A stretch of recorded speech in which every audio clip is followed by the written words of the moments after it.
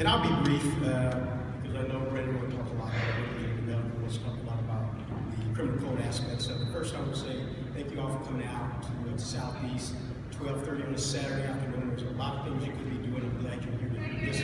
I'm glad you're here to have this, to hear this particular discussion. So thank you for coming out this Saturday afternoon. Thank you also, Representative Ellington, for putting the town hall and the forum together to educate folks in terms of what the true concerns are.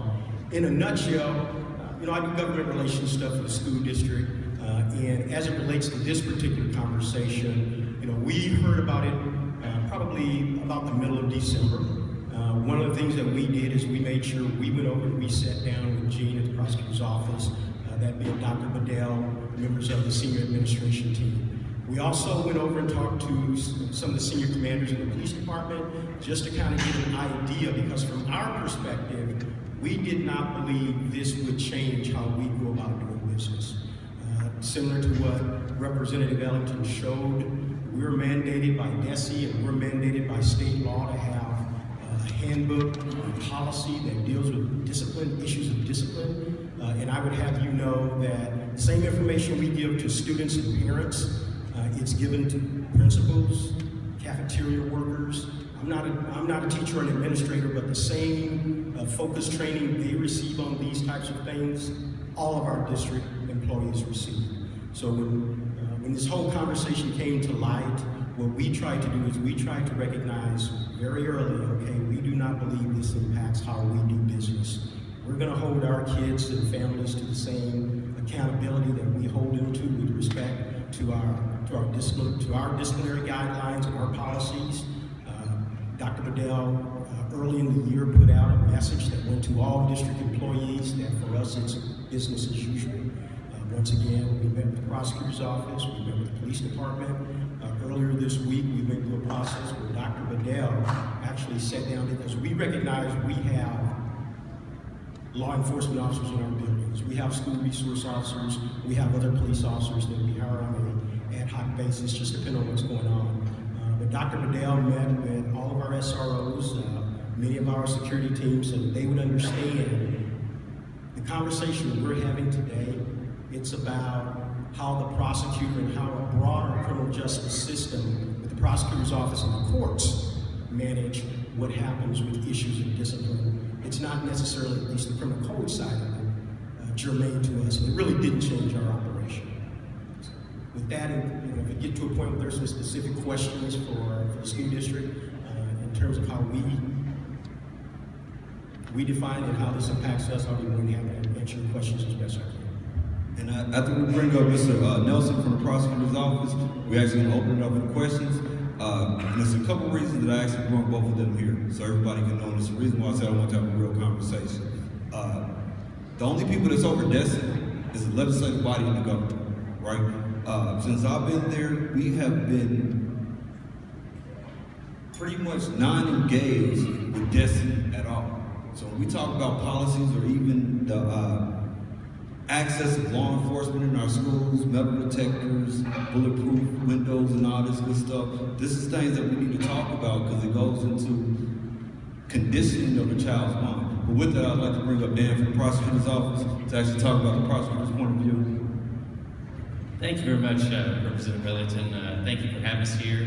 And thank you all for coming out. Civic involvement is so impressive to have so many people come out and talk on a nice, pretty Kansas City day that's warmer than it should be for the season. I think that he hit the nail on the head with his summary. I didn't disagree with anything in the summary. Again, my name is Dan Nelson. I'm the Deputy Chief Prosecutor for the Jackson County Prosecutor's Office. So I'm the number 2 guy down there for Chief Peters Baker, who apologizes she couldn't be here herself this afternoon. But there's been some misunderstandings about what kinds of cases are charged in the schools, or maybe some exaggerations made about it. I just want to tell you Gene's perspective. Gene's perspective is, there's about 3 categories of cases where the prosecutor's office actually gets involved in school fights. And that's what people seem to be most concerned about, and I completely understand that. One is shootings. If there's a shooting in the school, that we're going to get involved. That's escalated beyond what a normal schoolyard fight is. Two are stabbings. If there's a stabbing in a school, that's the kind of violence that we can't tolerate in our school districts. Our children have a right to go to school and be safe at school. And shootings and stabbings are going to be always treated as kids who are engaging in adult behavior. And that's really, from a certification standpoint, that's what we're looking at. Anybody who is under the age of 17 has to be certified in order to be prosecuted criminally.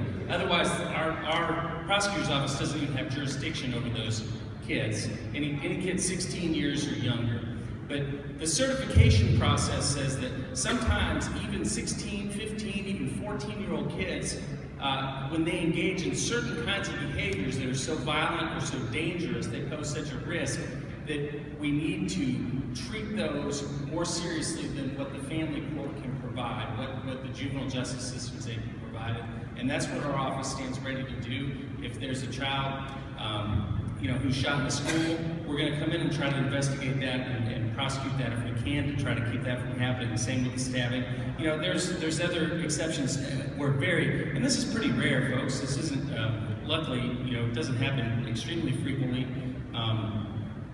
We certainly hope it doesn't. Those are heartbreaking cases when that violence comes into our schools and endangers the safety of our kids.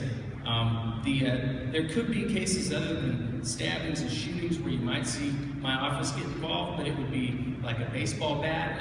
If a child, if somebody swung a baseball bat at somebody's head, that's the kind of adult criminal behavior that we may have to come in and try to deter, to try to get involved with. But a schoolyard fight is not something that you're going to see us involved with. The mandatory reporting requirements have changed slightly. You're not going to see us doing anything differently. Now, I agree with Representative Ellington that having civic engagement, and these laws do matter. The words of the laws do matter, and the people who are making those decisions do change, and they're different, obviously, in every county in the state. So having these kinds of forums is very admirable, and thank you guys for coming out this morning, and thank you for having me. If I get both of y'all behind me, I'm going to throw out a couple things while y'all come down and ask questions. But I like people to actually start to get comfortable and understand the law. Now, come on up. Question for you real quick, though.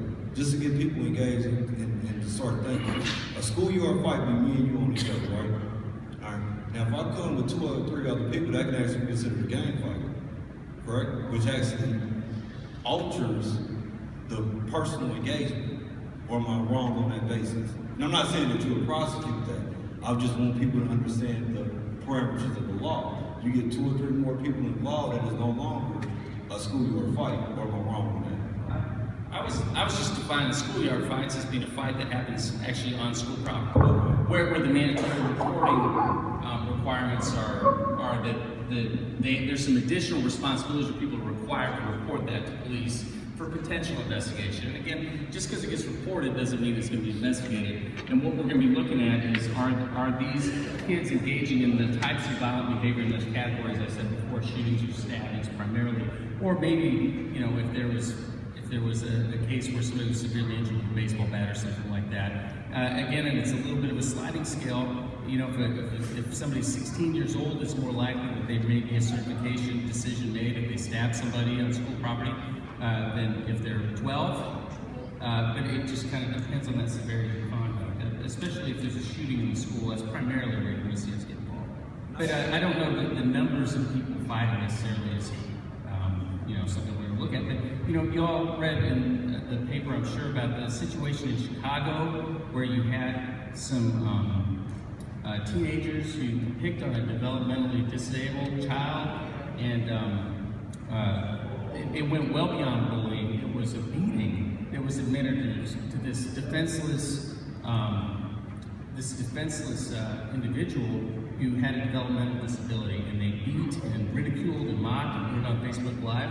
If that happens in Kansas City, that is something that Gene Peters Baker is going to take a hard look at to say, how can we stop that behavior and how can we punish that? And we're going to say, if this is not certified, is the remedy in the juvenile system going to be serious enough so that there's a serious penalty with that kind of behavior is deterred? But those are the kinds of things where I think that if you see us involved in a schoolyard situation, it's going to be a case where you're asking us to be involved in a schoolyard situation, just like that situation in Chicago. And one more thing I wanted to say, could you come right to me right now? The prosecutor is probably the most important lawyer that you have, because they're the ones that bring charges. And again, this is why I want to create some type of workable relationship to ensure that we're working with the prosecutor's office to curtail certain laws. I want to ask you about the gang files later, so I don't know if that's a city issue or where it actually came from, but certain ways that we can actually ensure that children are being victimized in our community isn't being victimized. Sorry about that. Hello, everyone. My name is Maru Kiop, and I'm asking a question on behalf of myself as a parent and other parents. Now, this may be addressed to you, Kevin, or the gentleman from the prosecutor's office, to kind of add on a little bit to what you just said about an instrument being used as a weapon. So what if there's a child that is being bullied and they are defending themselves, and in the act of defending themselves from being perpetually bullied by others, they have, say, a laptop in their hand or anything, and they swing on whoever is bullying them, and that results in a serious injury or even death. What then? How do you approach that? How does the school report it? Because this was self-defense. This person was defending themselves from being bullied.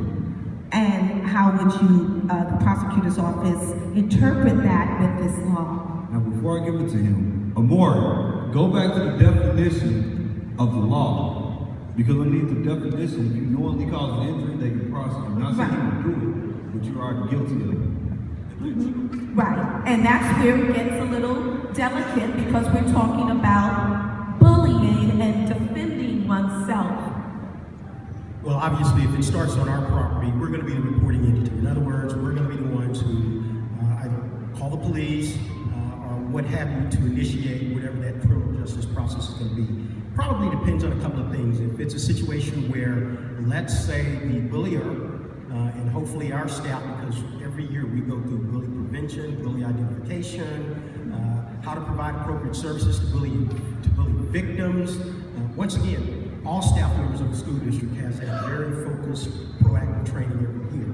So if it's a situation where, matter of fact, it may be a situation where we may be able to assist the prosecutor, because if it's a bullying incident that has occurred over a period of time, we may already have some information in the file that would identify the primary aggressor. So I guess at some point, we don't make that determination. What we would do is, obviously, we would call the police in, because at the end of the day, it's an assault. We've got a victim of a crime, and we have a suspect of a crime. We would give them all the information we have relative to the file, and we would hand it over to the police to make the report, and then get it over to the prosecutor. But the school district, I should say, we don't make the determination as to who the primary aggressor is in a case like that.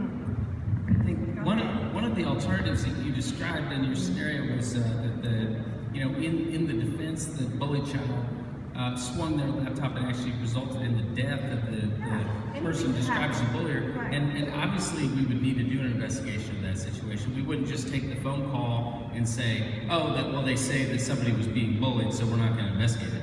I think everybody would expect police to take a look at it and to talk to people and to try to figure out, to verify that that was the factual scenario. We don't file self-defense cases. We don't file self-defense cases that are adults. If they've got so strong a claim of self-defense and they can establish that, we're not going to charge them if we do not think that we can prove that beyond a reasonable doubt at trial. Now that self-defense is often raised at trial, but we have an ethical obligation not to charge people who are in good faith exercising self-defense in conformity with what the Missouri statutes are. And we don't charge those cases, and that doesn't change just because somebody's a child or because they're adult. Now, the less serious the injury was to the other person, I think, the more likely that it would be just handled within the school, just solely handled within the school.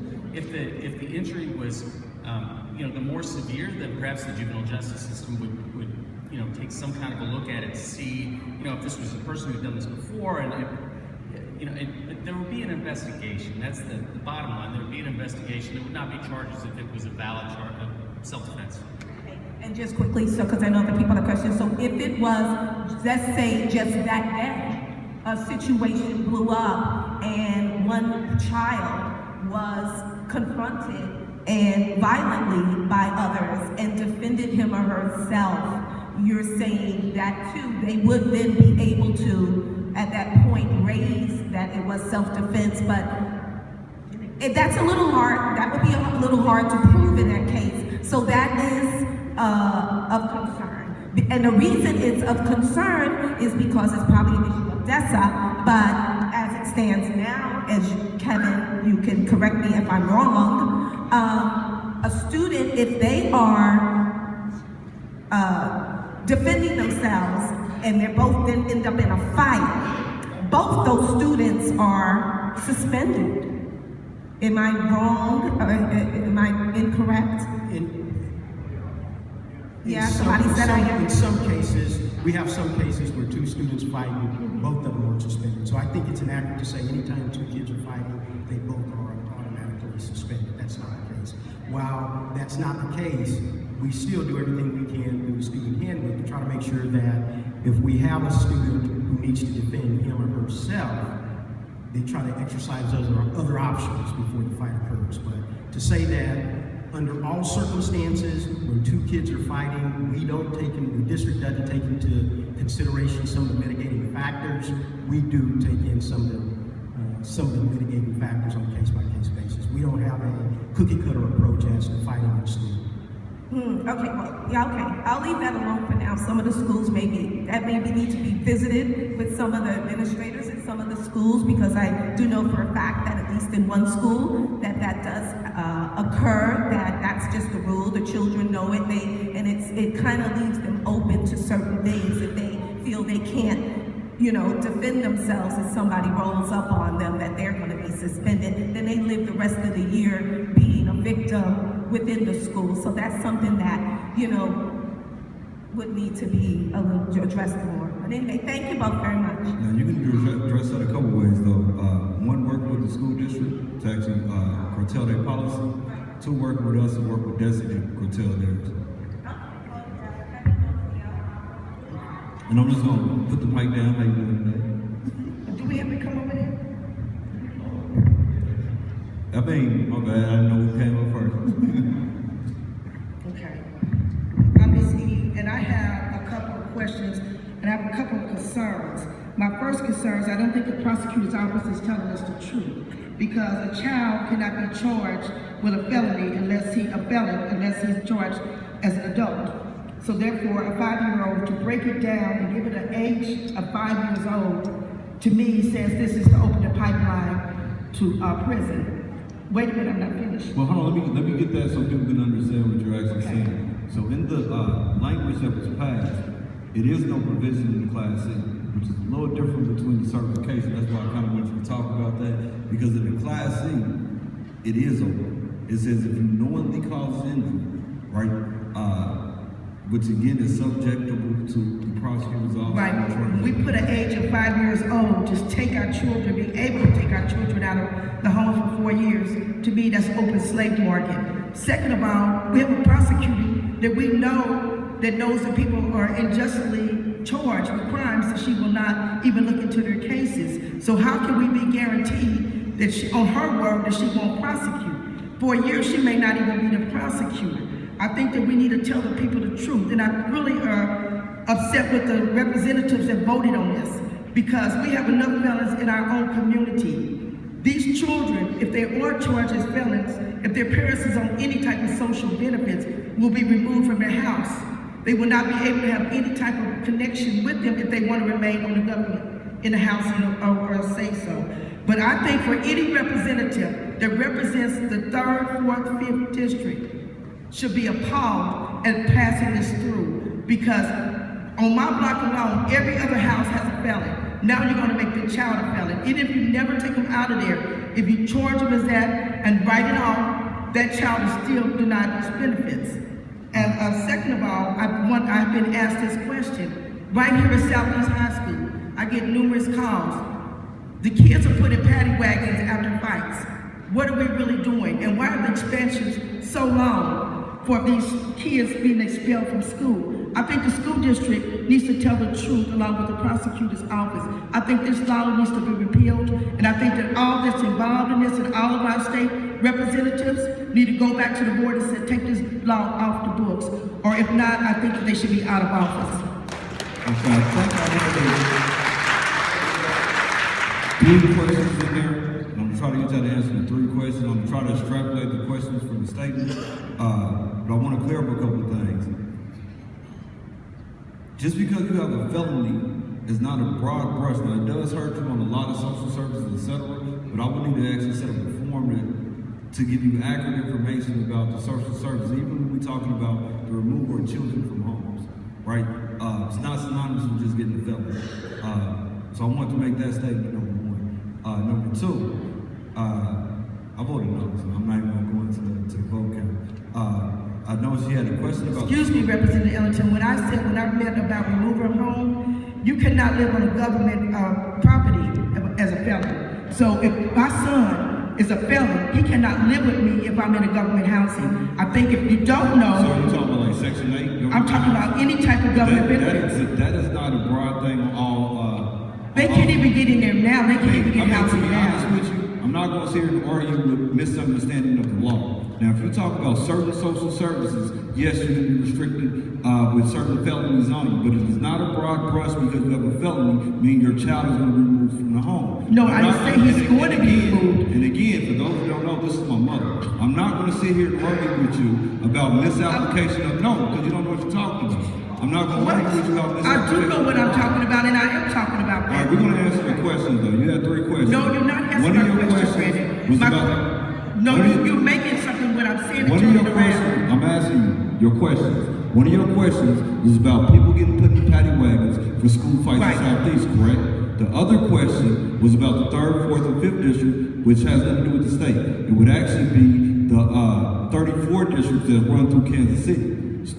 Right? So when we talk about accuracy, I like to be accurate. So when I said all the state representatives, which were Democrats, because this was a Democrat bill, they should be removed. That's what I meant. I ain't got no problem with your statement. Okay, that's what I'm saying. And now we have the same ones that voted on this, that are sitting on our city council, is pushing for the Kansas City Police Department to be local. So let's be real when we talk about what we're facing, and let's tell the people the truth. But now if you talk about the representatives that was up there, that is now your current people, that wouldn't be the 3rd, 5th, and 6th, that would be the 4th district and the 6th district, right? So again, accuracy is critical. Now, to answer her statement about the bill, and I said this several times, it is a Democratic sponsored bill.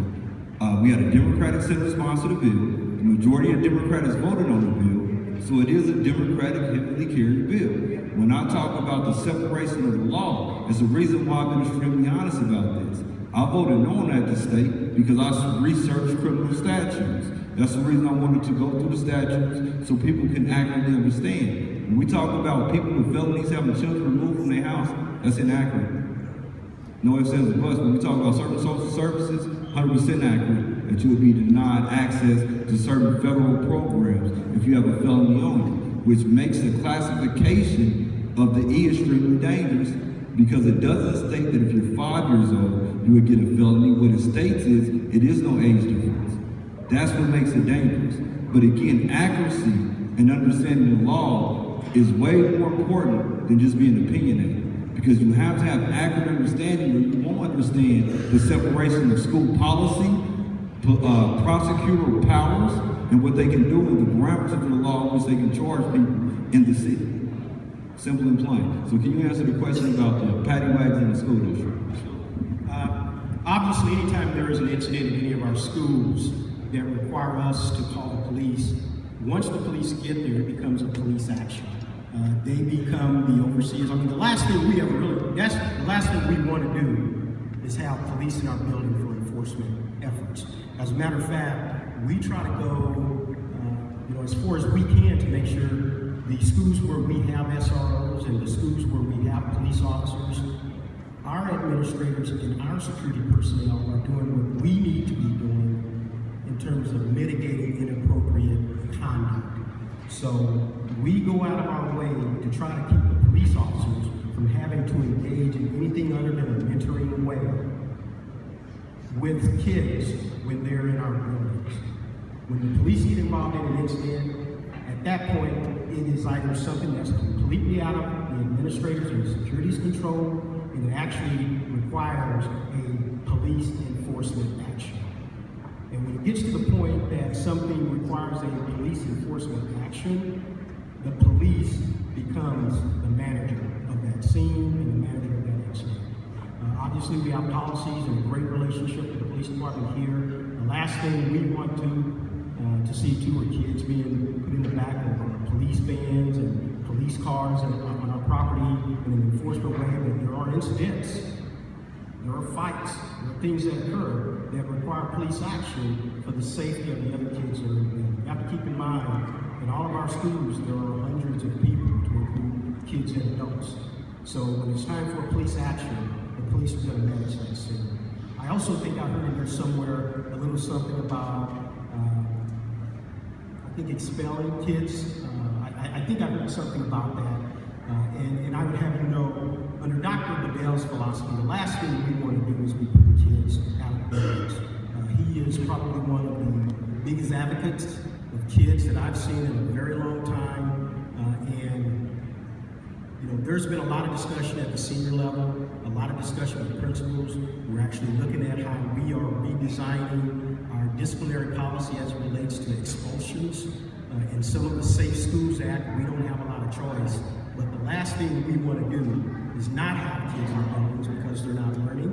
And when they're not learning, we all know what that leads to, the things that's going to happen in the community, as well as kids begin to disengage with the whole educational process together. So, with respect to kids in paddy wagons, last thing we want also, but once the police engage and it becomes a police matter, they are ultimately the overseers and deciders moving forward. And right before I come to you, just to clean up something. The police have been invited into the schools, so we don't see police in all schools outside of the state.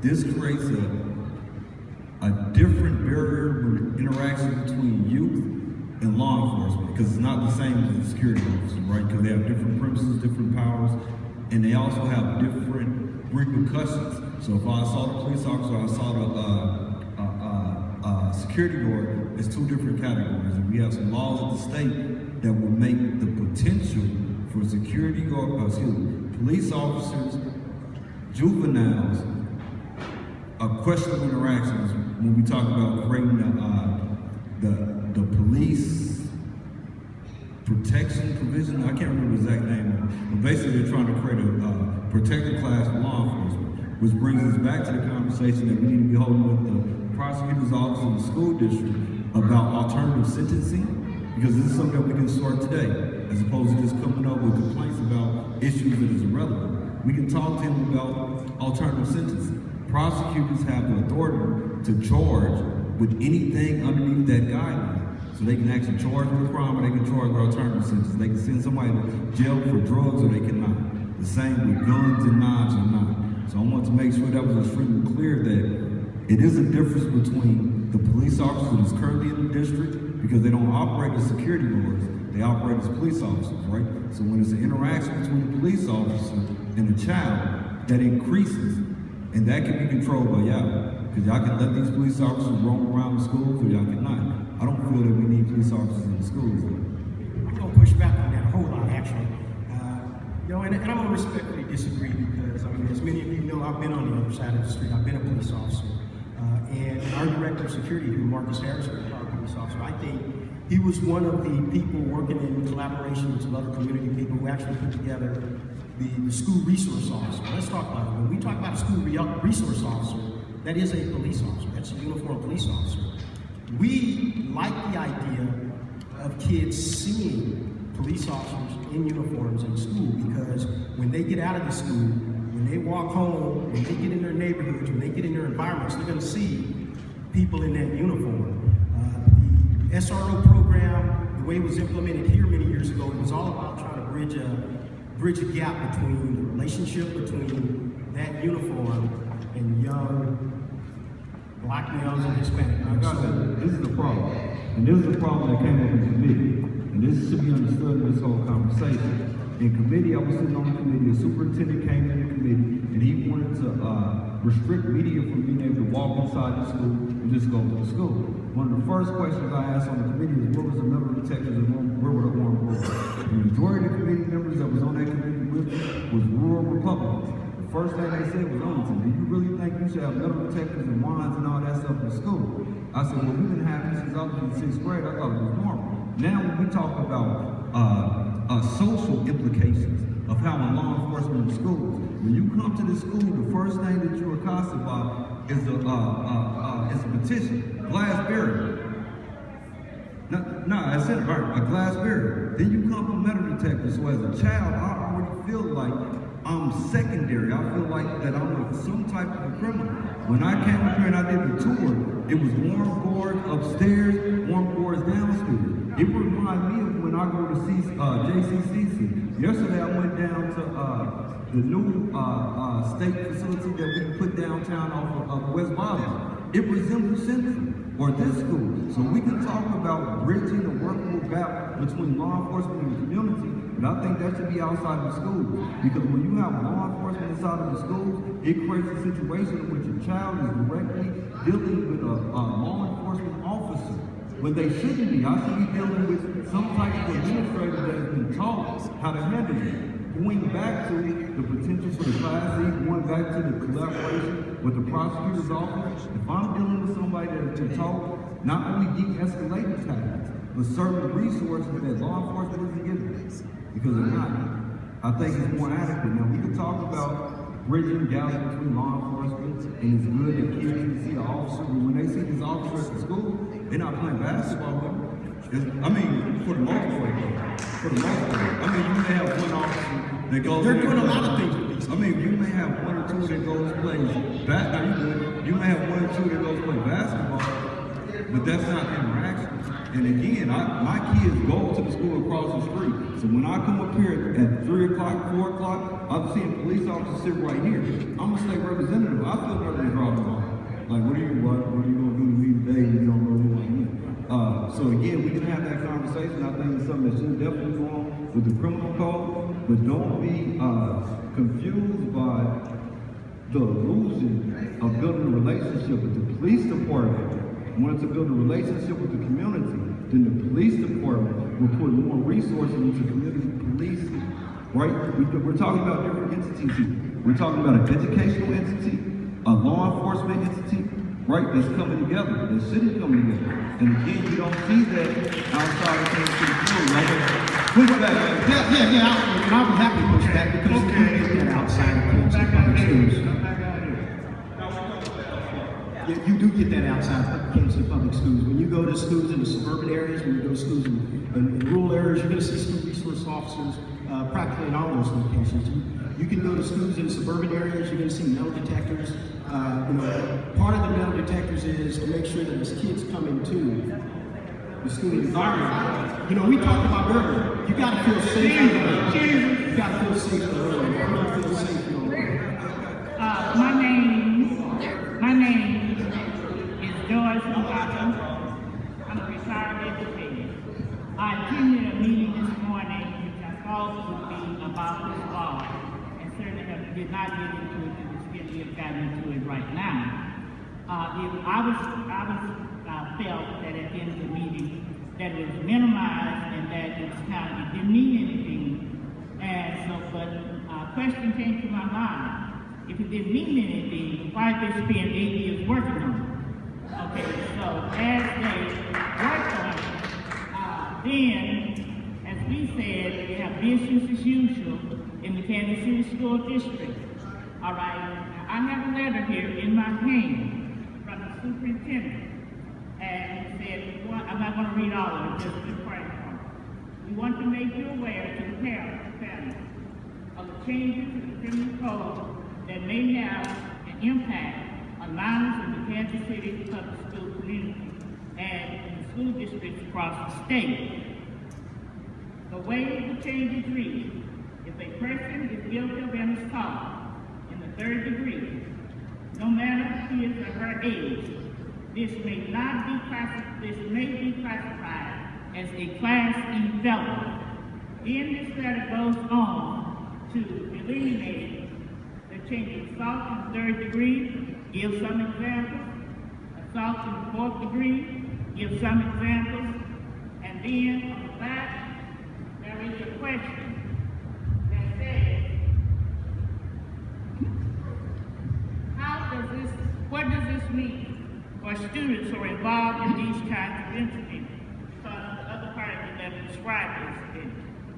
A change in the law that is most concerning is that fights at school, on the bus, while walking home from school, or that occur anyway, could result in a felony charge. This is from the superintendent. Therefore, I do not think that can be business as usual. All right, next thing, let's talk about the accountability. If this is from the superintendent, won't schools be required to change their handbook and the discipline policy? Also, is assessing requiring that a change come forward as far as they're concerned? Next question. This is the whole thing. You can remember, I forgot that because I might forget senior moments sometimes. All right, so my point being, so would this be required, and then if this is required to have these things, what is the Kansas City School District doing to have a specific program and actions and activity programs, actions and activities that are preventative, that will cause our children not to want to fight? Dr. Adele is very high on school culture and climate. So therefore, there are some very intentional activities that must take place and programs that must take place in a school in order to have a good school climate in that school. So what are those specific activities? You may or may not know all of that. But my next statement, this is, we just celebrated Dr. Martin Luther King's birthday. Dr. Martin Luther King made a lot of decisions based on what he thought was for the good of the people. And sometimes the results of those decisions were not so good. And he said at one time, when a result did not come out as he intended, that, I feel as if I have led my people into a burning house. All right, the results of this law, I don't think are going to come out as it intended. But the point is that people debated this for 8 years. It was intentional. And I really do feel that the lawmakers have led our children into a burning house.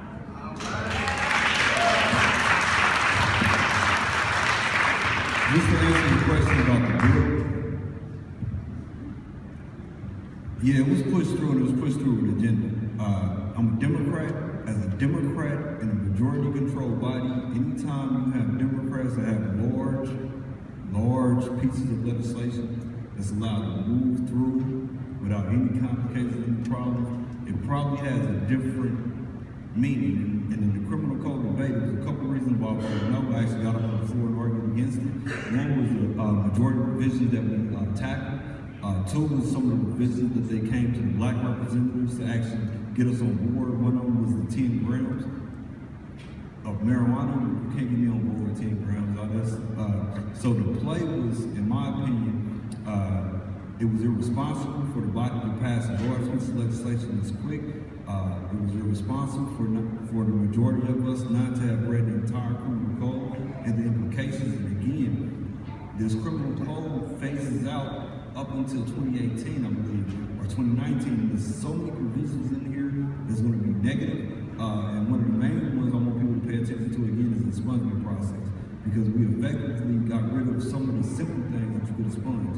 And I will do another one over the criminal code, but I agree with your sentiment. We should be more concerned when you have big pieces of legislation like this that completely changes. And this has nothing to do with you, but I know most of the prosecutors was on board with the criminal code. As a prosecutor, the circuit attorney in the city of St. Louis, her name is Kim Gordon, former Representative Gordon. She actually argued against the criminal code. She encouraged the Democrats to vote against the criminal code. So it is no excuse for them supporting the criminal code when you have the first black circuit attorney that was just elected in St. Louis, which was a prior prosecutor, and a current state rep that told you the several implications in this bill that was problematic. And I just want to make that statement known and clear, that it was enough information that went through the Democratic caucus that none of us should actually support that piece of legislation. With respect to the letter, and I don't know, what's that date? Can you tell me the date on that letter?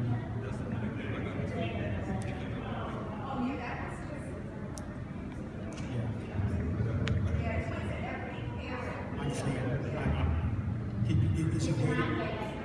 It's on the website.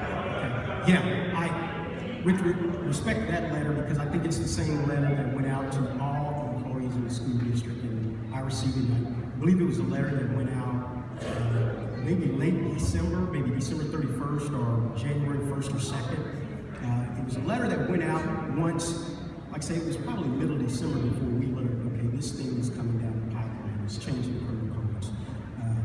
Our legal counsel and Dr. Bedell and members of the senior staff sat down and kind of tried to figure out, okay, what does this mean to us? One interpretation came out of that conversation. That letter was penned and it was disseminated to all the members of the school district, and it went out to the community before we had an opportunity to actually physically sit down with the prosecutor, and he sat down twice since that letter with June, and before we had an opportunity to hear from the Kansas City Police Department. So it wasn't until after we had those subsequent meetings that we came to the realistic conclusion, okay, this change in the particular criminal codes really does not impact us potentially in the way that that letter would leave, well, the way that that letter points toward. So absolutely, the letter went out. It went out before we had an opportunity to truly get the prosecutor's take on not only their philosophy, but their interpretation. Because we learned some things as it relates to, okay, what's the definition now of an injury? So after we had those subsequent meetings, that's when we came to the conclusion, you know what, this doesn't really impact us, it's business as usual. As it relates at least to how we report, what we report, and how it moves forward from there. So that's kind of the deal with the letter. And while now I can say with confidence, and everybody, I think Dr. Bedell and everybody in the school districts can say with confidence, the change in the criminal code does not impact how we do business with respect to this subject. In terms of the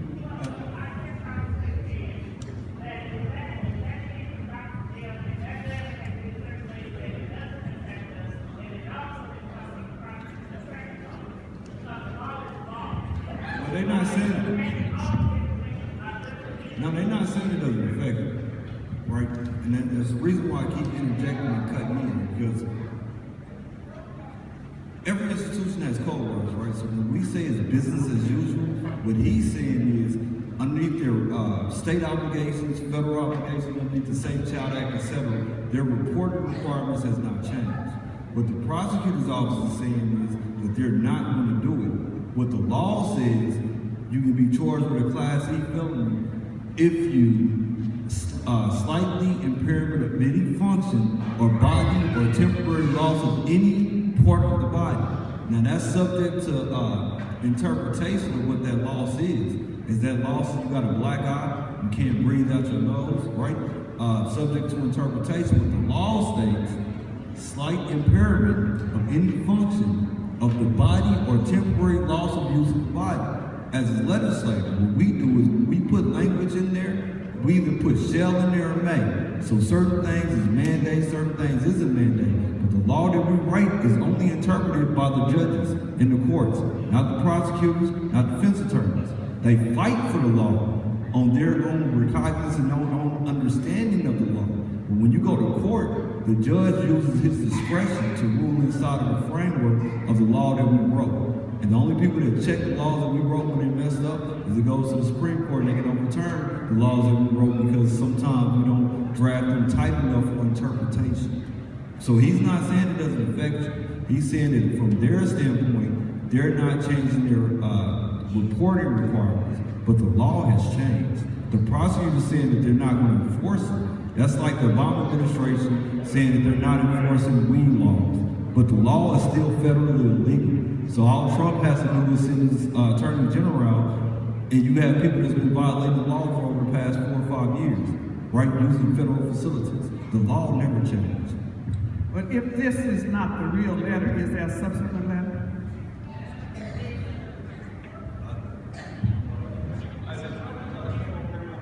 That's something I can definitely take back.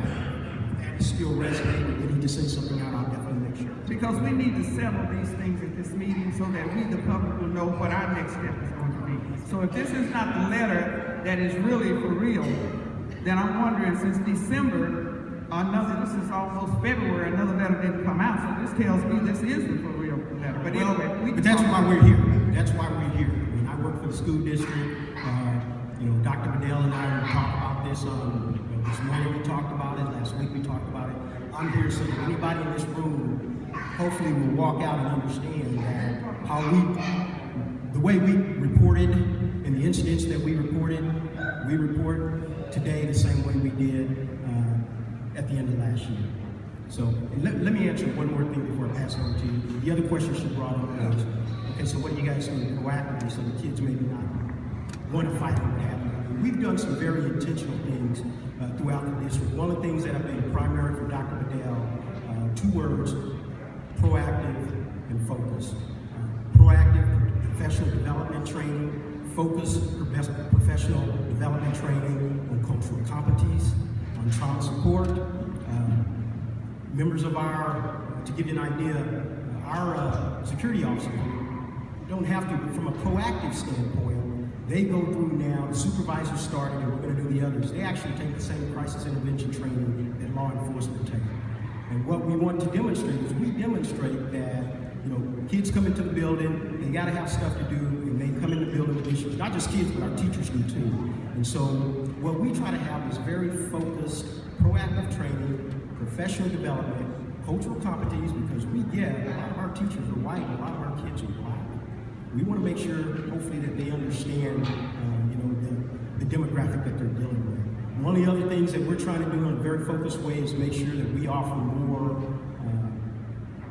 elective courses. I think the last time I heard we had like 27 more. We're trying to get that up to somewhere around 40 or more.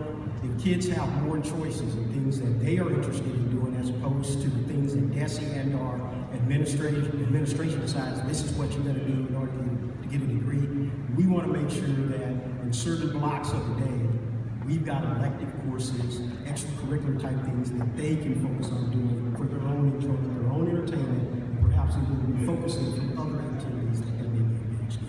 So those are some very focused things we're trying to do to minimize this issues of discipline that happens in the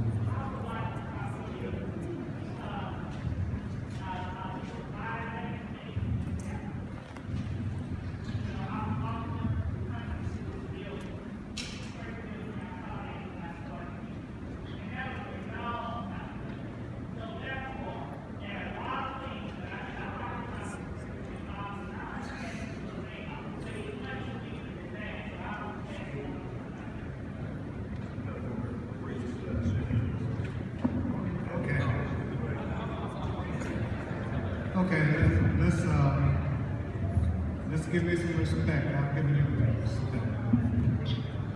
I want the people to get something out of this today. There's a name, John J. Clancy, and there's an organization called CEC, Community Educational Centers. I'm sure that the prosecutors almost familiar with hearing that name somewhere down the line.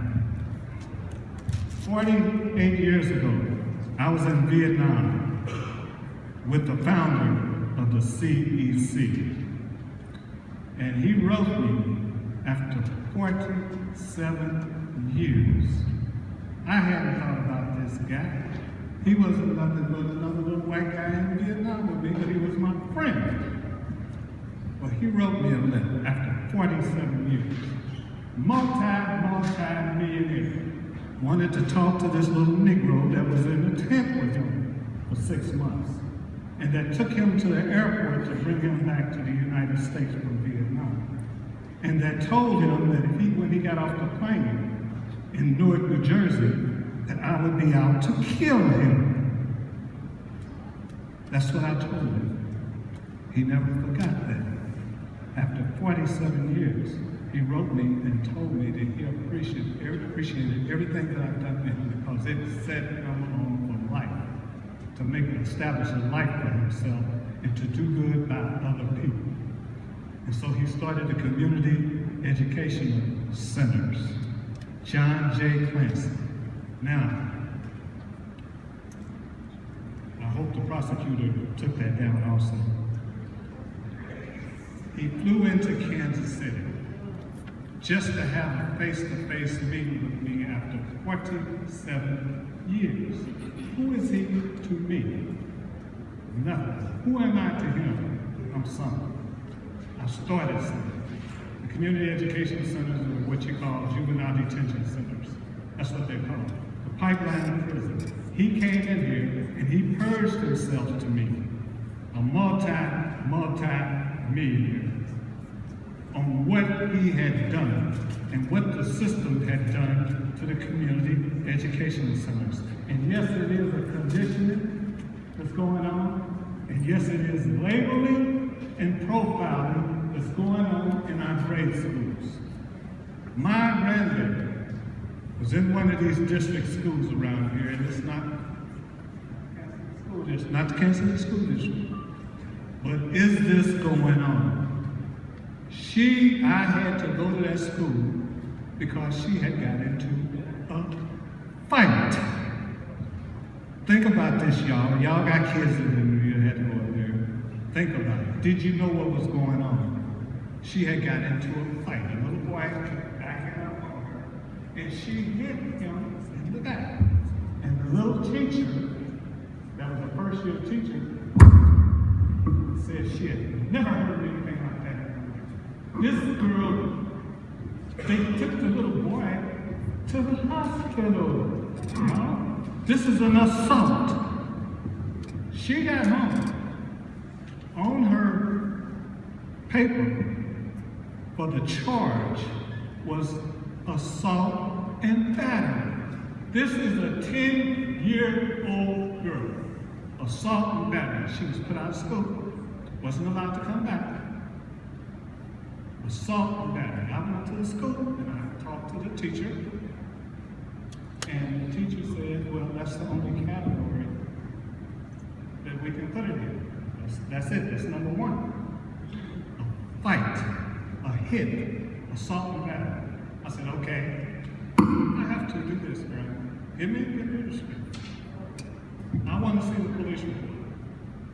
My child just committed a felony. A felony. Because I said, I want to see the police report. Because when she has somebody commit a felony against her, you better believe Maurice Copeland want to see the police report. And they said, there is no police report. Yes, it is. They're putting this in your children's records. And as they go along, once they hit that age, baby, they are what? It's a felony.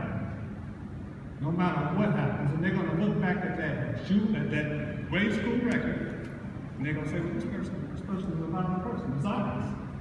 She's been committing felonies all along. See, now it's here. This is when the community education center steps in.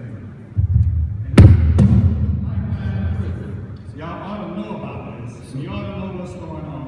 And the system ought to be sophisticated enough to know what part they're in, because they're building up a database on your kids.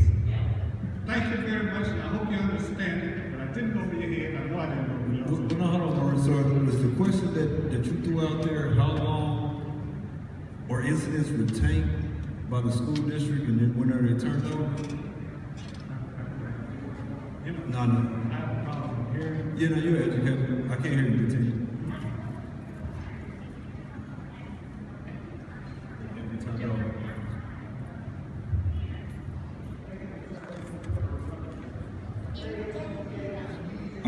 Well, hold on before we break down, because I'm going to read. Well, hold on, I'm going to let you ask that, because I want to make sure that we're getting workable stuff going on too. So I got a pen from the young lady right here. I've been trying to write down some questions. I have a question right here I'm gonna read out. But I want to work with you, the prosecutors of the school district, to make sure that we're drafting policy. And I will answer this question right now. Please tell us what needs to happen to make this law amended or repealed. It's not going to be repealed. It can be amended by us drafting different various pieces of legislation to extrapolate language out of it. It was over 620-some pages, so it's not going to be repealed in one school. Can you share with us the advice which case he reps voted for the law? I'm the only one that voted against it. So all the other ones voted yes. Why did it take longer than 2 years to even have the community be aware of this law? Because when it passed in 2014, a lot of people that voted yes on it had no clue what it was. I've actually been talking about it since it passed. I've been talking about the issues. People been saying I've been making up stuff, and I'm just going after people I work with. No, they fundamentally passed something that's going to hurt. But it didn't come about until the newspaper broke it because it's phased in. The same with the expungement language. You won't even hear about the expungement language until 2018. I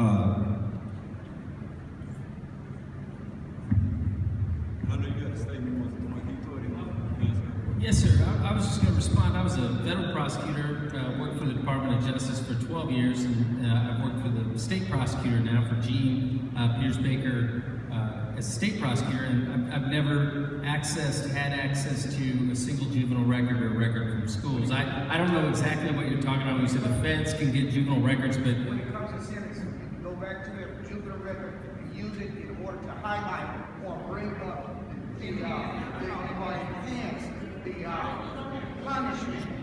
Juvenile records and school records are not provided to the adult prosecutors and don't become part of the adult prosecution system for the federal government. Correct. So the answer to your question is no.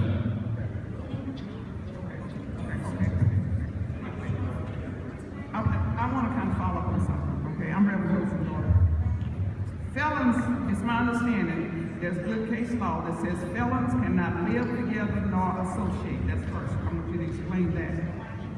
If that's not true, then I need you to say that's not true. Okay? That's not true. Felons, there is no law that says felons cannot associate. Ma'am, I think respectfully what you may be referring to are judicial conditions placed upon people when they're on release. It's very frequent that when somebody's on probation, a condition of their probation or a condition after they're arrested while they're waiting for their trial is that the court, the judge, will order them not to associate with other felons.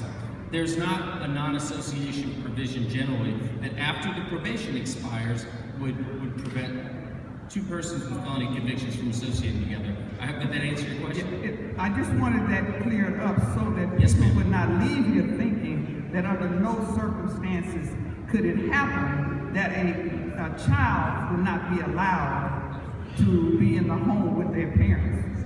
I mean, there is some prosecutorial and judiciary discretion there. So I think we need to be clear on that. Also, within the changes in this statute, it talks about offense of a third-degree assault as a nested lesser included offense. Within the offense of second-degree assault, therefore, defendant is entitled upon proper request to jury instructions on issue. That's State v. Randall. There's also State v. Jackson that I believe is good case law. So, whereas we are here today, and it sounds to me like we're minimizing how critical this law could impact our families, but I think we need to look at this for what it is. Because we already have criminal law, we have civil law, we have juvenile law, we have family court, we have drug court.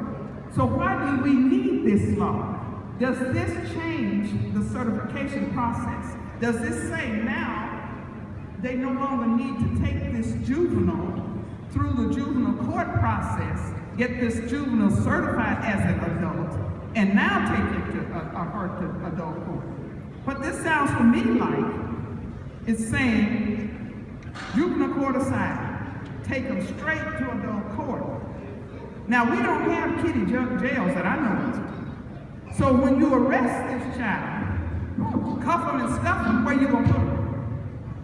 If it rises to the level where this child is gonna need to be bonded out, Where are you going to hold this child until this child is bonded out, first? And second, most of, in our community, we work in these $7.25 an hour jobs. You come up with a $500 bond, how are we going to get this child out?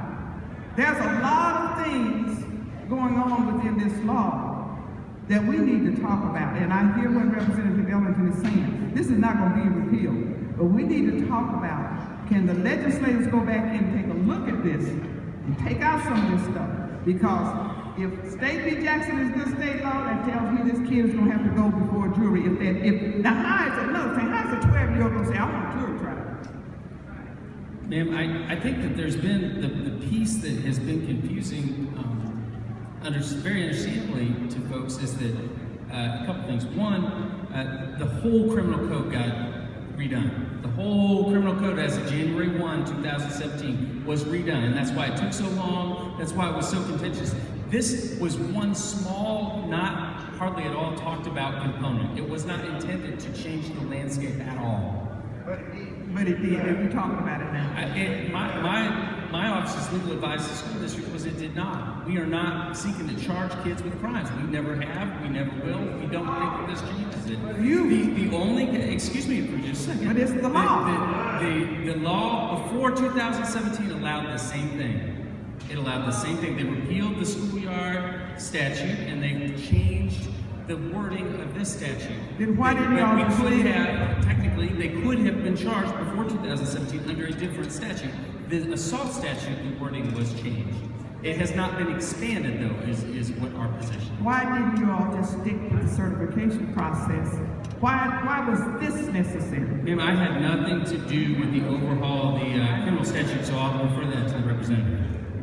Now I'm about to talk about the criminal aspect, and again, 3 different entities, right?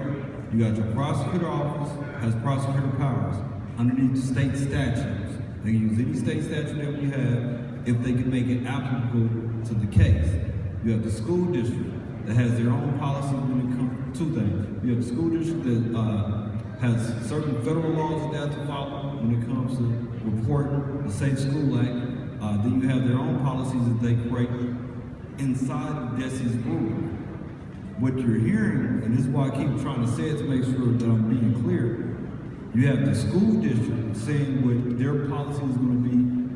It's not going to change the way they do things because they still require a report in the same fashion. So they're saying they're not going to change any of that. You have the prosecutor's office saying that they're not going to use the state statute to actually charge people at school or coming from school with a felony. Then you have the law. The law says that you can be charged with a Class E felony if you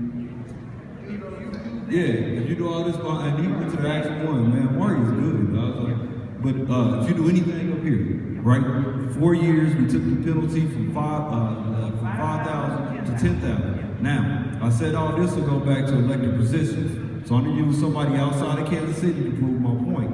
Bob McCullough, St. Louis prosecutor. He came out and he said, well, he's not going to use this to prosecute children. So now we have 2 prosecutors saying that they're not going to use the law to do it, but they can. And I use McCullough as an example of prosecutorial misconduct. It's not misconduct, but it's questionable. So in the Mike Brown case, he didn't break any laws. He put out all of the things that happened in the discovery, in the grand jury process, which wasn't illegal, but it effectively tainted the case for anything going forward. So that's understanding the law and going to the limitations of the law. And it's the same when we talk about understanding the law of the Class E felony. I don't care what somebody in the seat says. The law is the law. The prosecutors may choose not to do it, but they can. In any incident, it has nothing to do with schools. It got overlaid with schools because of the media. And that's why everybody is saying the children. Now, when we talk about a true pipeline, like Mr. Copeland was talking about, it actually creates caveats underneath the law that if we have prosecutors that want to prosecute people for slightly causing this thing right here, they can. I mean, that's what the law is. The certification process is different than this law right here. right? And that's why I'm giving y'all the statutes, because I'm not giving y'all opinion. Everything that I'm telling you, you can go home, you can pull it up, you can read it in black and white. And the state also has definitions of words, right? So if you get on the state website, you put a word in, you're going to get the legal definition that we use at the state. And then they also have a thing called a paraphrasing, but they have a legal dictionary too, right? So in legal dictionaries, the terminology is germane to the legal arena, which may be different than the definition you get in Webster's dictionary. All of this has to be understood and have accuracy underneath the law. So the repealing of certain provisions has to happen, because regardless of who's in office, we've broadened the language, and there's no way that you can say we didn't. We created another category. That's what special victims is, right? And again, some of this is going to be subject to interpretation of all parties. If the law was monolithic, it would be no defense and prosecutor, because it would be nothing to argue. It would be no judge that determines and uses his discretion inside of that law. That would not happen. The reason we have a dualistic judicial system is because laws are subject to interpretation underneath the definitions of the laws that was passed. Now, they can be applied or they cannot be applied by the prosecutor that's presenting charges. This is why prosecutors are allowed to bring a variety of charges and give people plea deals, right? Well, I can charge you with this, but if you accept this, I'm going to give you X, Y, and Z, because it's an overlapping. What we did with the criminal code was created a whole new provision, took away some of the overlapping by creating new provisions. This is why it was unnecessary to create a class in felony. Okay. And I go in detail on the criminal code. I want to get everybody's I want to question. follow up with you. So are you saying if a juvenile is charged with this offense of third-degree assault, it still requires the certification process, or it doesn't? It does still require the child to be certified as an adult before they can be charged with a felony? Absolutely. Yes, ma'am. As long as they do anything like that. All right. As you can tell, I'm a senior in high school still. Graduated this year, May 16th and all. I'm a product of the Kansas City Public Schools. I came out here because I'm a community activist. Not really, probably not even understanding most of the things he's saying about laws about this. All I know is one thing. Can you go back to the DESI policy? Because I saw something that really intrigued me. But as well, all right. I'm from Central Academy of Excellence. It's my senior year, as well as I'm part of the early college program. So it's my last year of high school. I'm at Penn Valley, and I didn't even know how to do MLA. I didn't know how to cite sources, because that's how messed up the KCPS school is. Straight out, like, you could ask me. I'm a senior in high school. People drug deal, gangbang, do everything they want. And then you want to add this law into it? I don't really know much. All I know is if someone hits me, I'm going to hit back. So does that mean I'm getting a felony, or what's up with that? So like if someone hits me and I end up beating their ass, like, am I gonna get a felony? All right. The second thing is, I saw, let me see.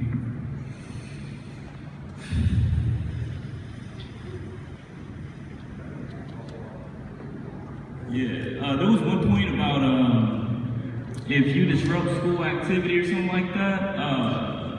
I'm trying to find it because it's very tough. Local board of education, school, student conduct, and the school district administration staff hold every student accountable.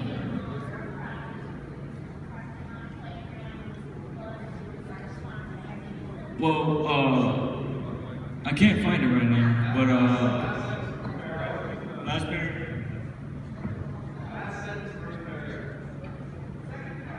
Oh, in addition, several courts have determined that the district policy may also apply to student behavior off school grounds that directly integrate with the operation of the school of endangers the safety of other students. So what that basically says, if I organize students to go against the Trump regime, or if I organize students to be against this thing and it affects their attendance in school, does that mean I'm to subject for any type of criminal activity? So let's say if a bunch of students that are seniors, juniors, maybe 17, 18, they do have the right to express their freedom of speech, right? So if they decide to do that at school and not attend, would that mean they are facing some sort of charge or offense or a type of thing, you know? Like, are they gonna get in trouble, quote unquote? Well, from the school district's perspective, I can't talk about the criminality part of it, but you're a student, we've got a code of conduct, and our expectation is on the school day, unless you got parental permission or what have you, is you'll be in school. So that's kind of how we approach it. Should you be in school? And if I'm at school, I expect to learn something, right? We hope that will be the case. So I hope too. I'm a senior in high school. What are you gonna tell me? We have to take it back to what Dr. Bedell told you. Don't let teachers or anybody cheat you out of education.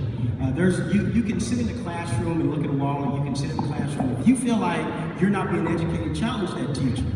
You know, we don't want challenge a teacher that's getting paid really poorly, that doesn't want to be there and teach me.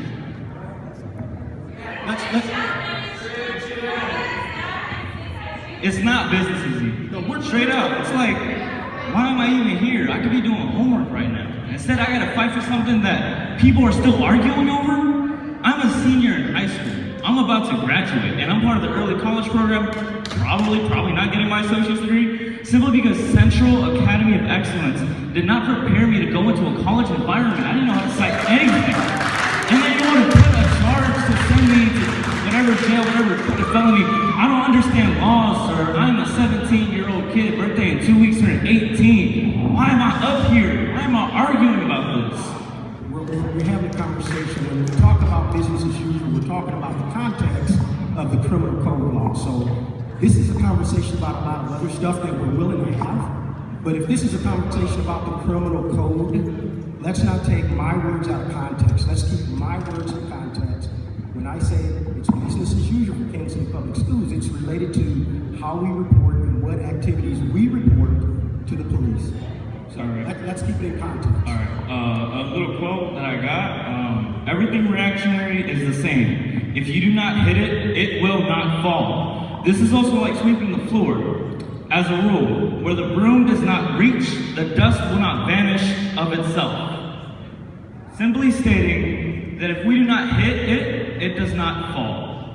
So we're hitting issues that we're already facing. Like, you know how many times, like, and saying my personal account, you know, I got suspended, 25 days for arson, and then 25 days for possession of marijuana. Somehow, I'm still graduating with an associate's and a high school diploma.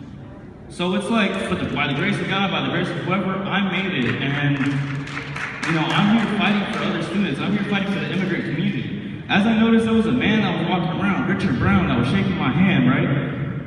And I saw his last name on this paper for A's. I mean, yay. No, he wasn't here. He wasn't here. Nah, he just got elected. Richard Brown just came in. Come here real quick. I'm disabled right now, so. I said, which Brown are you talking about? Now, I think that would be, without the dot on there. So that's not the same Brown? Nah, it's not him. He just got elected this last cycle, so he wasn't there. The no votes is Representative Curtis May, myself, Otto, England Pace, Gardner Peters, Marshall, and Walton Gray. As well as Rizzo. Rizzo, isn't he in the Northeast area? Yeah, he just stays in. So Rizzo, the guy that I guess represents Northeast, or I don't really know how the districts work or whatever, voted for this. So if you have any problem, contact him, as well as Scott Fitzpatrick. Fitzpatrick has the one that has been put in the anti-immigrant language in every House bill ever since about 2 years ago, I think. Hey, and I'm not trying to rule. I want to actually get with you though, man. I got to run through the people that got questions. All right. Well, basically, can you tell Scott Fitzpatrick that the immigrant community says, hey, and thanks for making us pay out-of-state or international fees just to attend the same secondary education that you all get for in-state when we live the same amount that you have. So just tell him that. Now, I'd actually organize with you to help the children. And FTP and OCOPS are bastards. Hey, right before I come in, just to clean it up again, you have federal reporting guidelines, state regulations, and an overt change in the law. Now, I keep saying that because some of the things is federally mandated. Some of the things are obligation, like when he pulled this up in Destin, that's something that we as the state can actually work on. The prosecutors can only prosecute what we have as statutes, and I just want to make that clear again. because we can actually work on this.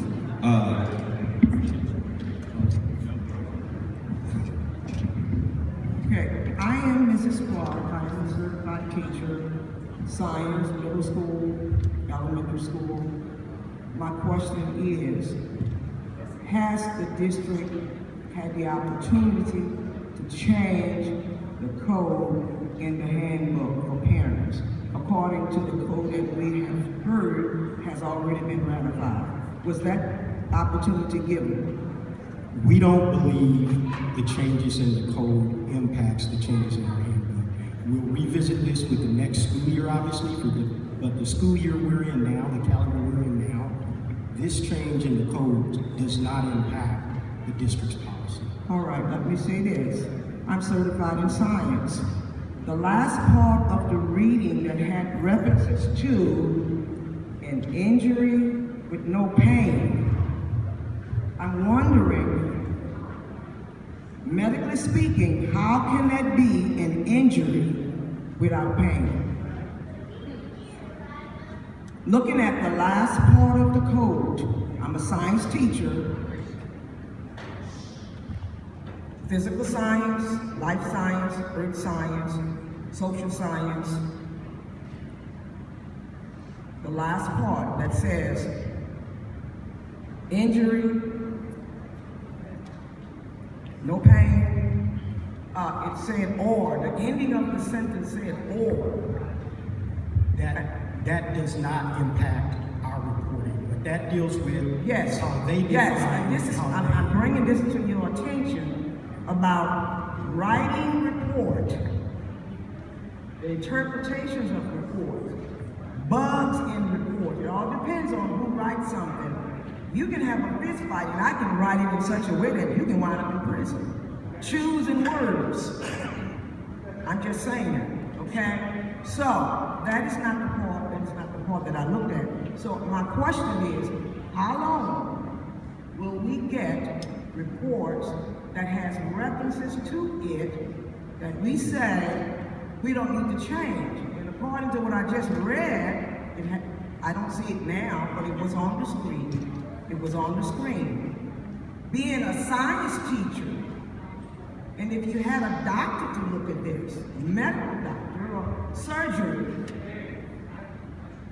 okay? Yes, note that under the revised code, physical injury does not include physical pain or illness. Medically speaking, I don't know of any physical pain.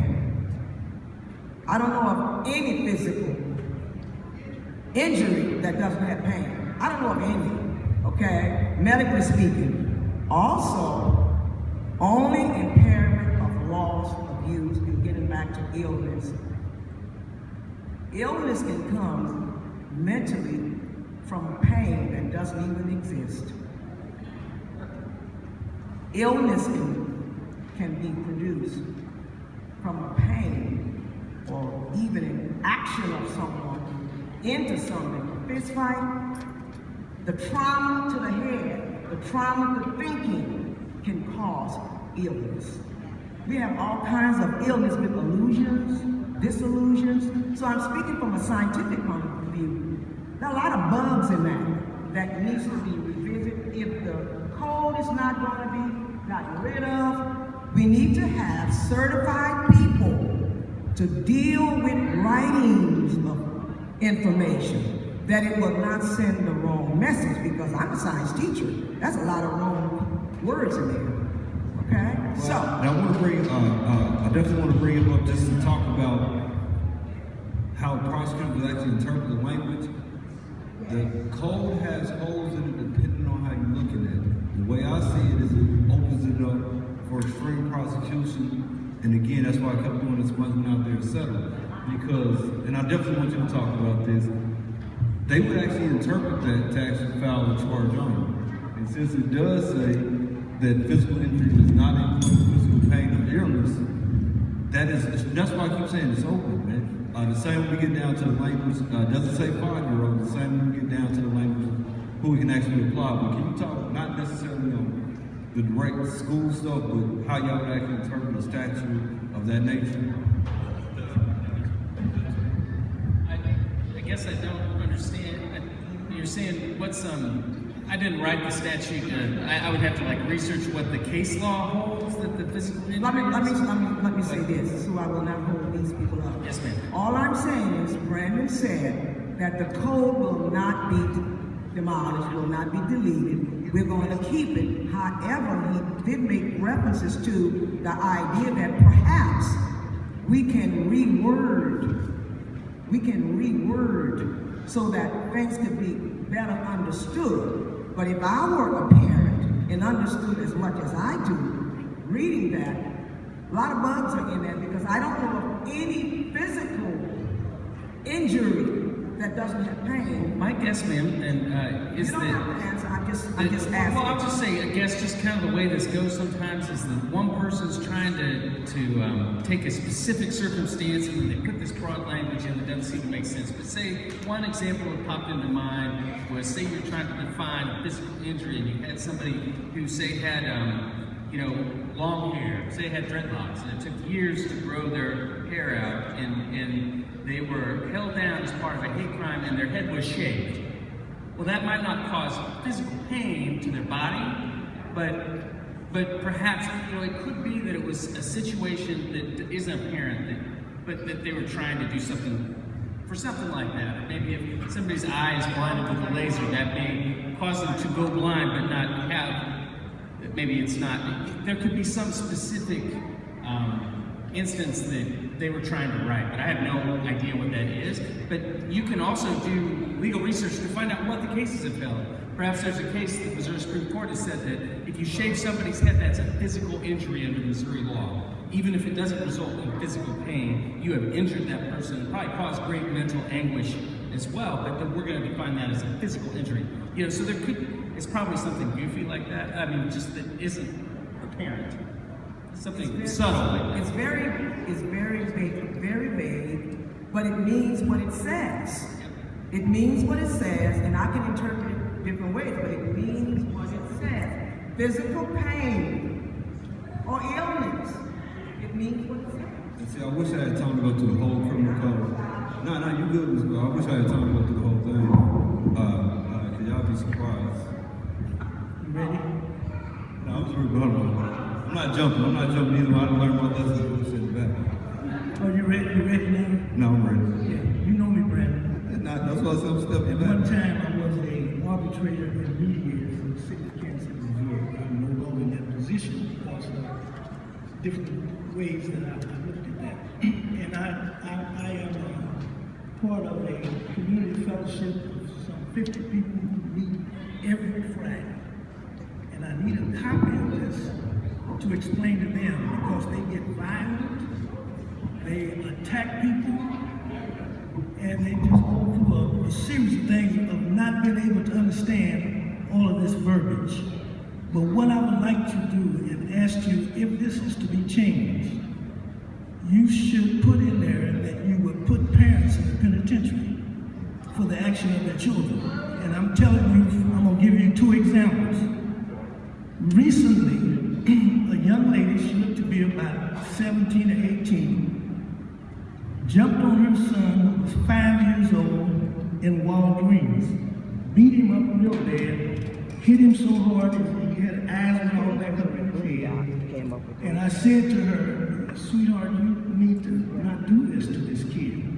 And she said to me, as she was pulling the coat off, I will jump on you for interfering with me as I correct my child.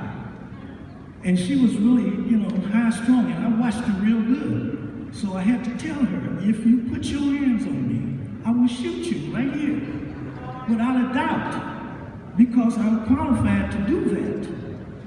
So, she just went on with all the profanity, and she turned around and hit him again and called him all kind of things. These are kids at age 5, and eventually they would get put in the school system.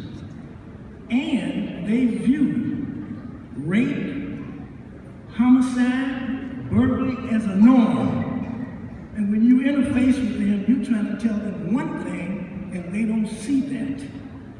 Another illustration for parents is that I was involved in a Pacific housing project where a lady had a daughter that was 12 years old and she had not been raped in that particular project. And so the parents there beat her up, broke her car windows out, cut her tires, and their kids were present at the meeting. We had to relocate her out of that particular project. So when these kids come up, you think you're talking to someone who are normal based on your educational values, and that is not true. So I'm saying that if you're going to repeal this or change this, you have to make these parents responsible for what they have created inside of their homes. And you need to understand that there's a lot of people, my contemporaries, they disagree with me, but I have been involved in too many issues, too many situations where the police officers are not trained in the psychology of community jurisprudence, so they don't know that. And they don't write the report down what they don't understand happened. They just say, you get over it, just go on, let's make everything quiet, and this kind of thing. So these kids, let me tell you, these kids when are 5 years old, this particular parent had never been enrolled in school. So you have a lot of children in this city right now, 15 and 16 years old with children that's never been enrolled in the public school system. I had to prove that to people at the Board of Education. They don't understand it because many of them use education as a weapon against the kids. Thank you. I'm gonna go over here. This is quick comment, and I have nothing but respect and admiration for Mr. Gibson Summit. Only thing I will say is when we deal with the law, you want to be extremely cautious about creating new laws because government is created for regulation and control. It's not created for the well-being of citizens. It's created for the regulation and control of those citizens. We see this from the emergence of the colonies to a federal system, the supremacy clause that regulates the state. And when you have institutions are primarily designed for the functionality of that institution. So you don't want to start creating laws for social elements because that creates more regulation, more control, more stuff like this. And I just want to throw that comment in there because it's a slippery slope when we get to change the laws. And I use the police. You hear people saying that we want to make law enforcement protect the class. Well, I'm against that. You already have laws on the books for assault. You already have laws on the books for doing X, Y, and Z.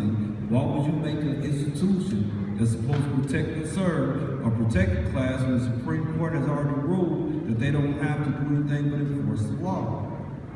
Right? So we should always be cautious, even video and audio. And I'm passing over here. I've been supporting video and audio since I've been in office. But it's a double-edged sword. Because now we're talking about overt usage of video for prosecution, which could have due process implications. Thank you, Representative Ellington. My name is Lisa Henry, and I have a child who does attend here at Southeast High School. I do appreciate this forum. Thank you for bringing this to us. I'd like to see more of this because as I'm out in the community, and I'm also in the schools as well, as I'm out in the community, there is a lot of confusion about this, and just some of the terms and how you break it down. We need like little work groups so that we can get used to a whole language in regards to this law. So I do thank you. I have some specific questions, and I'm going to be very brief, and I do thank you in advance. You serve with the district. I'm sorry, I didn't catch your name. Mr. Kevin? Kevin, okay. Kevin, I just wanted to make you aware, you were talking about some of the proactive things that the district is trying to do on the preventive side, and I just want you to know that I guess now, almost a year ago, I presented the district with a whole written outline of an after-school program for Southeast, and the whole idea was to create community building as we're bringing these two schools together. No one ever did anything with it. So that is a whole document that I gave to every single board member, and I presented at an open board meeting. So if you want to go back and look at that, I had it all laid out. And the specific reason for that was because I knew as you are melding two schools and different communities, Now we have the fights. And I said, if we can come together on some, some basic ground level of, oh, you like art? I like art. We're going to the art after school program. That would have worked, but people ignored me. I brought it up several times, so I just wanted you to know that. This question is for, I guess this is for you, Representative Ellington.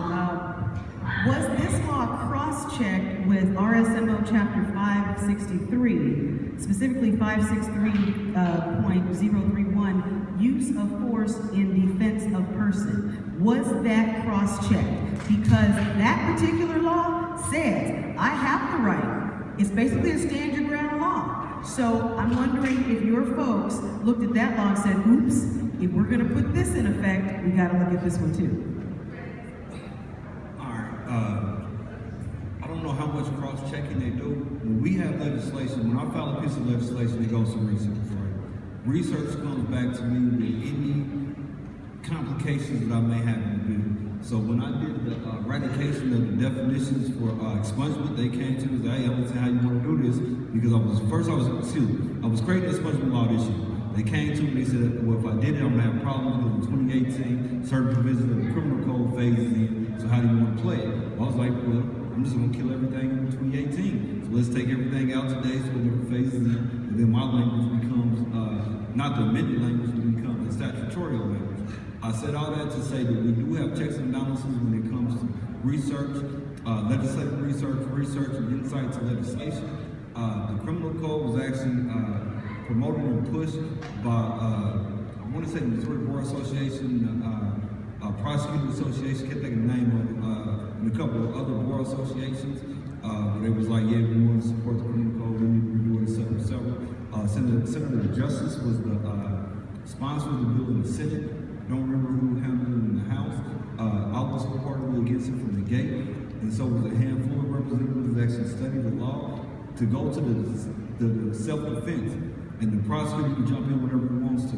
It's so many laws that we have that it creates confusion when it comes to people's rights. So I'm going to use self-defense as an example. You cannot pull your gun out, shoot somebody, and say, hey man, I'm just looking for stand your ground, unless you kill them. Right? Now I know that sounds weird, because if you don't kill them, it's not stand your ground. I mean, if you have to kill somebody. So when we talk about certain applications, somebody actually asked me that about the stand your ground law. Does that mean this is shooting over? You would be justified if you say that I killed him because I was afraid for my life. Anything else in there can actually open it up for prosecution because of the language of stand your ground. So we have defense laws, self-defense laws, laws that you can defend your life, and I would definitely want him to jump in, which has breaks in it, because you can't just use one across the board. I think what he's saying, I think what he's saying is that both those laws are in effect. So, right. So in order for a prosecution, say somebody murders somebody, right? That defendant can always say, I was defending myself, and that's usually what they say. Right. And they cite to that law. So just because that law is not cited in the assault statute or the murder statute doesn't mean it doesn't apply. You can always apply it. You can apply it to all these others. You just have to prove the facts that allow that law to be applicable. And I'm glad you said that, yes, sir. So for the district, I would implore you all to put this law side by side so that parents know that yes, there is a self-defense law on the books, and it basically reads a person may, subject to the provisions of subsection 2 of this section, use physical force upon another person when and to the extent he or she reasonably believes such force to be necessary to defend himself or herself or third person from what he or she reasonably believes to be the use or imminent use of unlawful force by such other person. Now watch this, because we got 3 more questions. I got you. One more question for you. Now watch this, because he's a good dude, so I want to mess with him real quick. I'm using stand your ground, right? Me and Kevin got into a fight. I shoot Kevin, he doesn't die.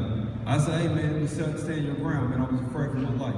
Kevin comes back and say, nah, he was aggressive. Then I wouldn't be able to use stand your ground. Now if he was dead, I could use stand your ground all day. That's what I was trying to say with it being clear.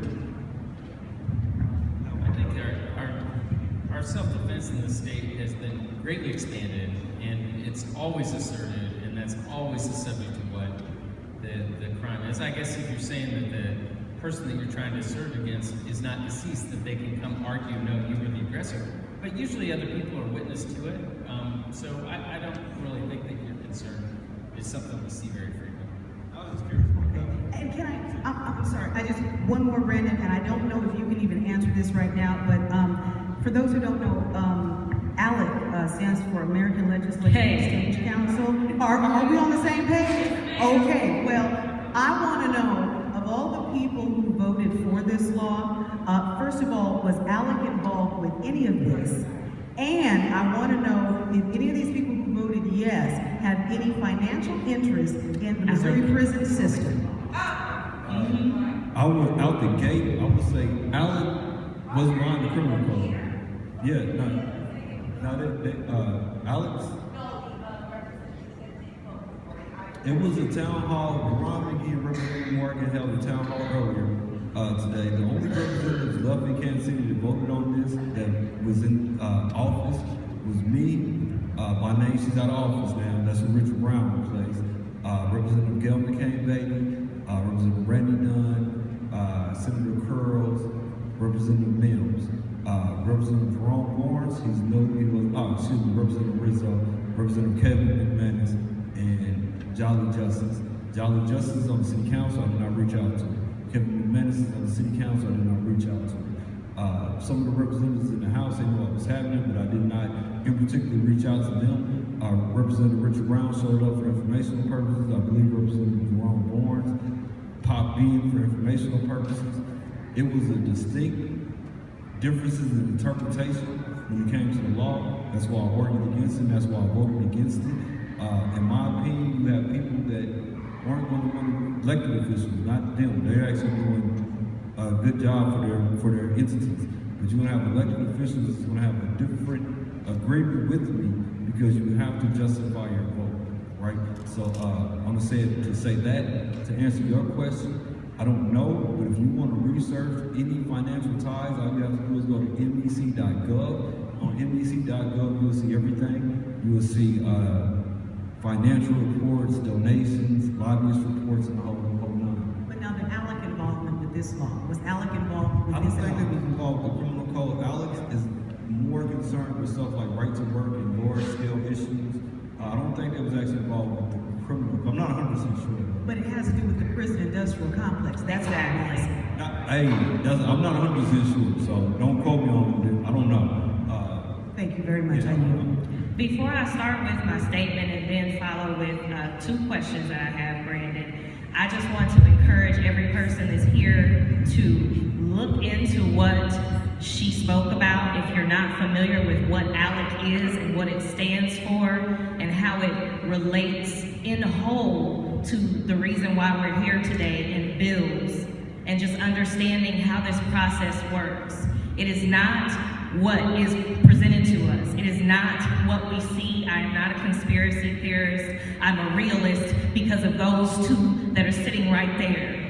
And the moment that I gave birth to them, everything changed. And it could never go back to being business as usual. So as a mother, as a Black mother, as a business owner in the heart of 18th and Vine Jazz District, as a person who works in the community, as a business owner who owns a public relations company, you need to choose your words more carefully because everyone is going to remember today that you said it's business as usual. That's very insensitive and it wasn't thought out. You probably should have had some copy written for you before you came today. Yes. So, as a parent in my house, we believe in training up a child in the way they should go. We also know that more than ever, everyone does not believe that and will not govern themselves, their students, in the same manner. So let me briefly share a scenario with you. I'm a divorced single mother of two of the brightest, most intelligent young men that I'm responsible for ultimately every aspect of their well-being, up to and including them being well-rounded citizens that positively contribute to their community and the world in which you live. And sir, I would appreciate some eye contact. They're honor roll students. I'm proud to say that I've only seen A's and B's. They are both current candidates for the Challenge program in their district. They both excel beyond the charts when they take standardized assessments. When my sons left Christian school 4 years ago, we entered Kansas City Public School System, which we left after their first year. In that same year, after much difficulty, a teacher who was previously reprimanded for racist behaviors, language, and physically assaulting children was finally terminated only after I continued to pop up unannounced, which was unexpected because I'm a Black, single mama of 2 Black boys, and I'm young. She had already been kicked out of one school, but she was at this school. She picked up my son's backpack and threw it in the hallway. Now you pick it up. She physically picked up a little boy and sat him down in a chair the one day that I went to pop up on her. Because sometimes I work out of town. I realized I couldn't tell him when I was coming to check on my kids. So what I'm saying to you, Kevin, is it can never be business as usual because everybody ain't on the same goddamn page. I'm sorry, Mom. To add insult, my 11-year-old, who has been a candidate for the Challenge program, who has only brought me home A's and B's, has high-functioning autism. He's brilliant, he's intelligent, he's smart. I think it's interesting that you brought up the situation that happened in Chicago where all the Black kids and the white boy who has special needs. Now, I've been dealing with the situation where my son, because he's tired of people, teachers, kids, taking his stuff, hiding his stuff, turning up in the bathroom. They're asking him, where's your planner?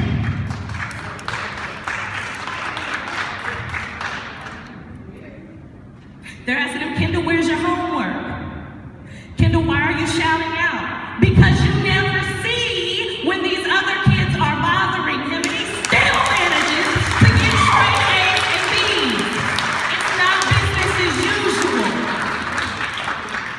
It took me up to acting a doggone fool and handling things myself and having to remember that everybody ain't saved, everybody don't believe what you believe, and the first thing that this teacher told me, my daughter is marrying this Black man.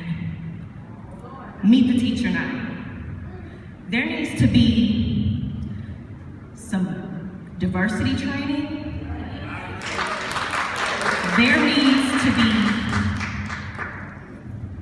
diversity training on top of understanding that these kids are, they're fighting battles before they even get to the bus stop.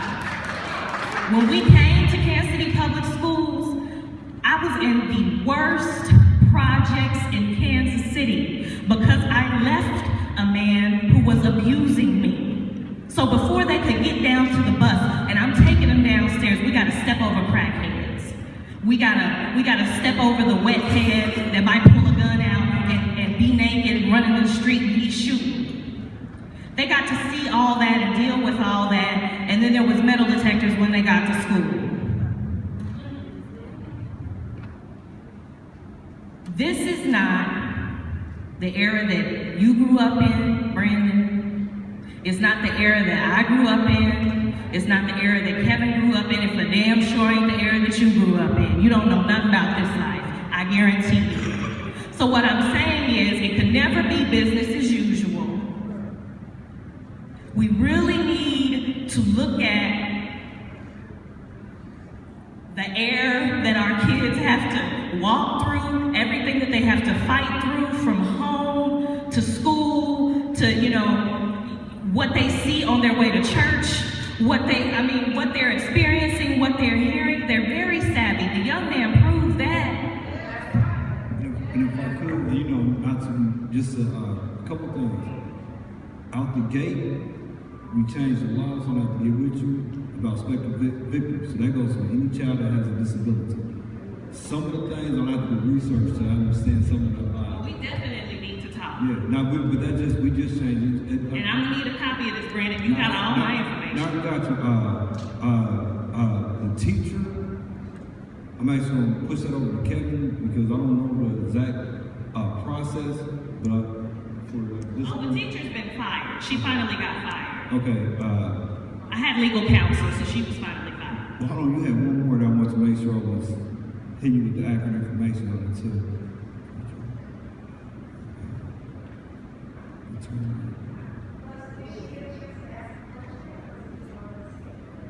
I just needed, it was more of a statement, and I did want to know how do we approach this when a teacher is involved, because I wish that this had been in place when my 7-year-old was getting his book bag tossed around, and I saw this lady pick up this little boy and set him in his seat. And I'm gonna get you some, I'm about to answer the question about the teacher. And I'm gonna get you some information on the funding, because I think we did mess that up with the classroom and stuff like that, but I want to talk about the teachers.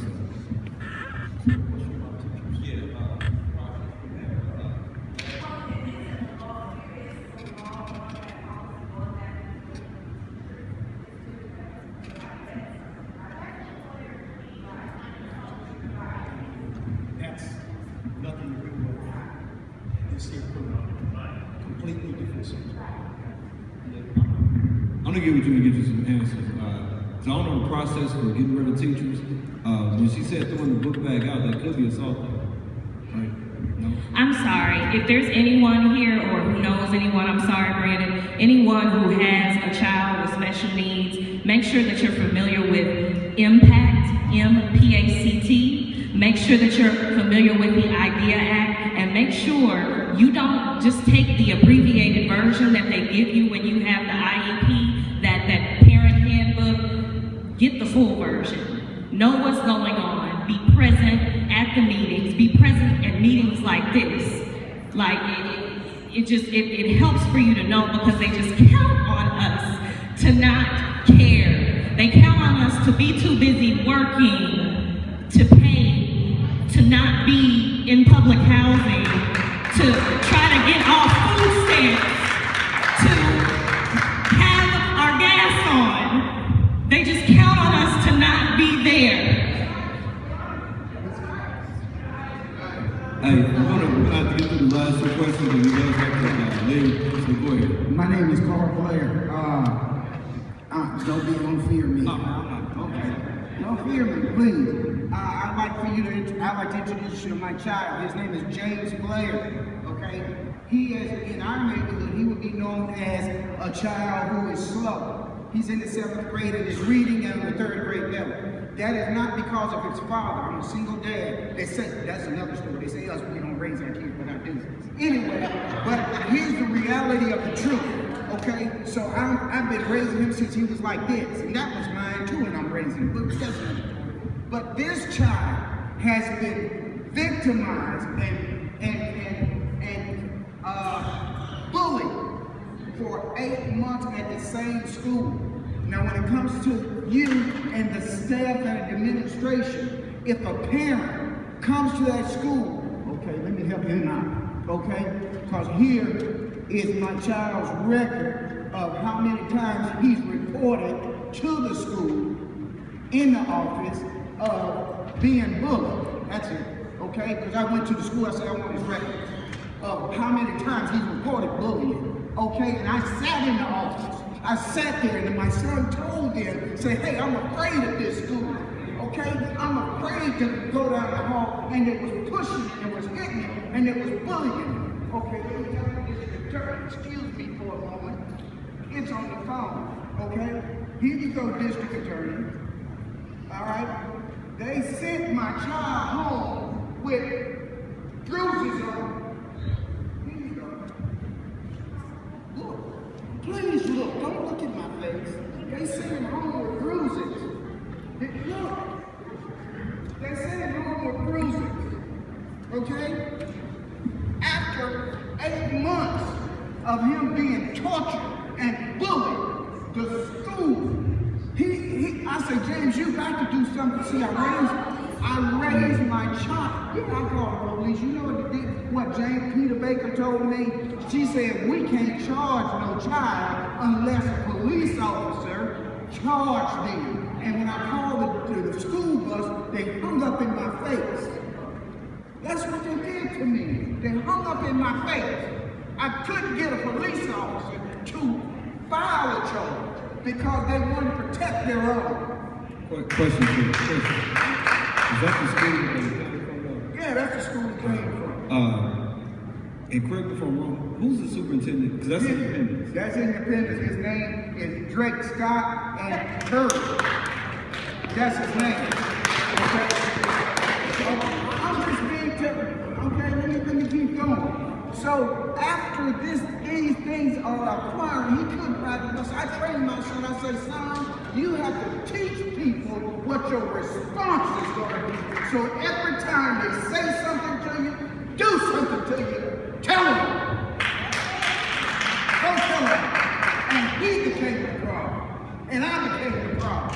So the school targeted me and said, hey, listen, we tired of you coming up here complaining about these kids doing something. Every time that he told the school, guess what they did? They pulled the child to them and said, well, it didn't rise to the level that we should kick the child out. Or, well, it didn't rise. And I said, it would have raised to the level if my child had hit him back. And then you would expose or expel both of them. I said, but I'm training my child right, and you will let them get away.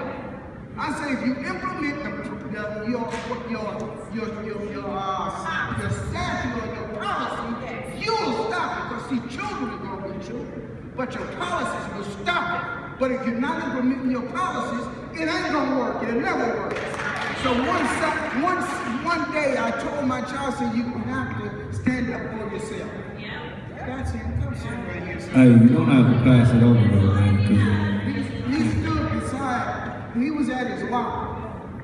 He was standing at his locker. A child, a bully came and pushed him. I'm going to tell you how the school district or the school administration really are. This is what they did. Okay, I'm going to try to wrap it up. Hey, because you don't have to, because I got to get him in. We already out. No, hold on. Hey.